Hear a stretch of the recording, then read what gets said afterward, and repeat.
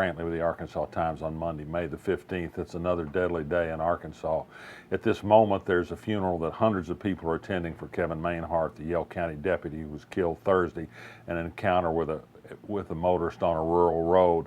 Mainhart was killed by a man who's now being held in prison not only for killing Mainhart, but for killing the mother and a daughter of his former girlfriend in a triple slaying that's still leaving some people puzzled in that part of the world. But the violence has continued since late Saturday night, early Sunday morning. One person was killed and 5 wounded in a club shootout in Jonesboro, Arkansas. A person was found dead on Myrtle Lane in Maple Vale of a gunshot wound.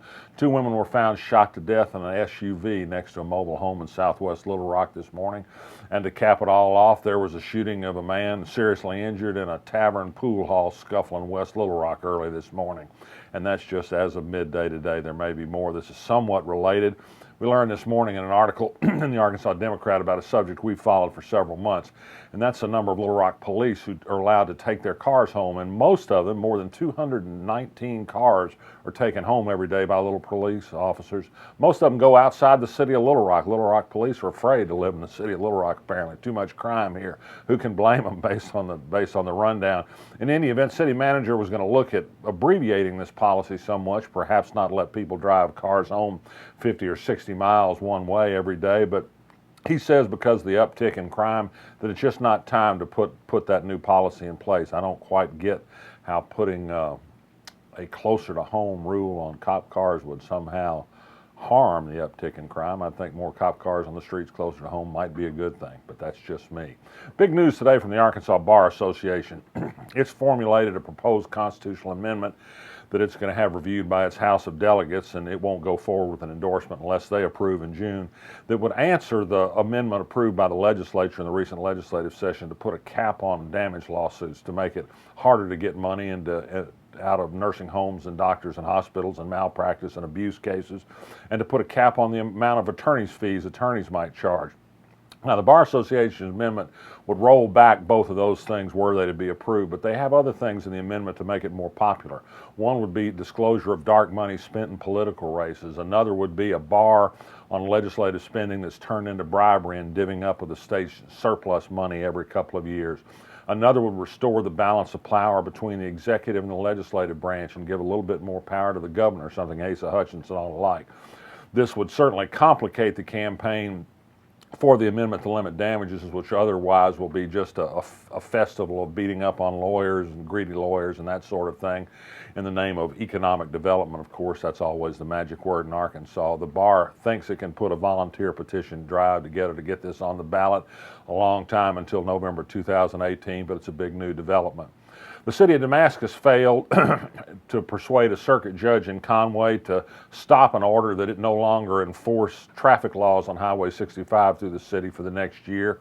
It says that it does so just to look after the safety of its citizens. The prosecuting attorney said it amounted to a speed trap.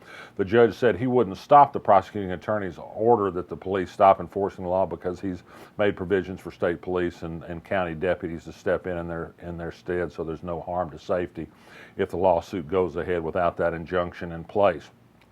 Resistance is growing in Little Rock to a proposal by the Little Rock City Board of Directors to make it just about impossible to have regular feeding of homeless people in city parks.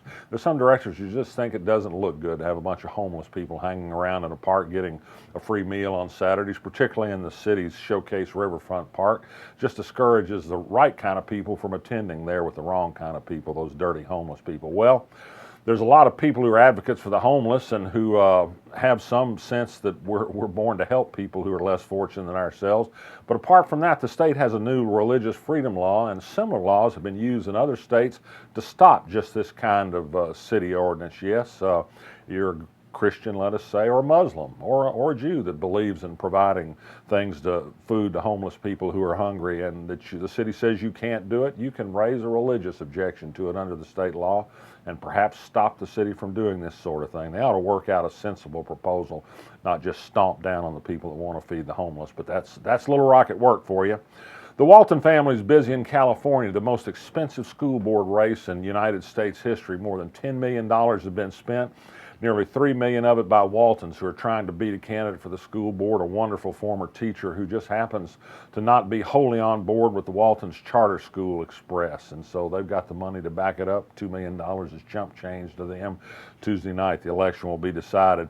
And finally, good news of a sort for an Arkansas native. Sarah Huckabee Sanders, the daughter of the former governor. You know, she's deputy press secretary to Donald Trump.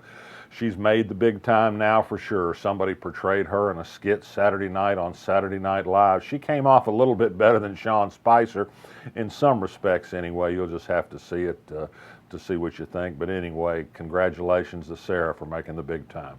I'm Max Brantley. We're still looking for things to resist. I hope you do too. I'll be back tomorrow.